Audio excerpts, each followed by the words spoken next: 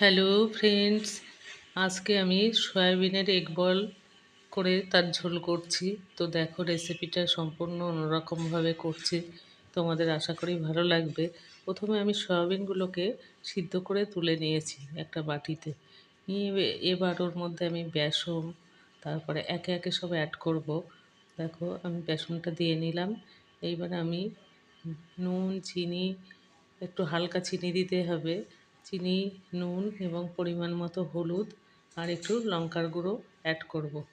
করে এটাকে ভালোভাবে আমি মাখিয়ে নিতে হবে। নিয়ে হাত দিয়ে এটাকে ভালো করে চটকে নিয়ে তারপরে এগুলোকে পরিমাণ মতন করে হাতে যে যেরকমভাবে সাইজ করতে চাও, এটা বলের মতন করে নিতে হবে হাতের শেপ দিয়ে।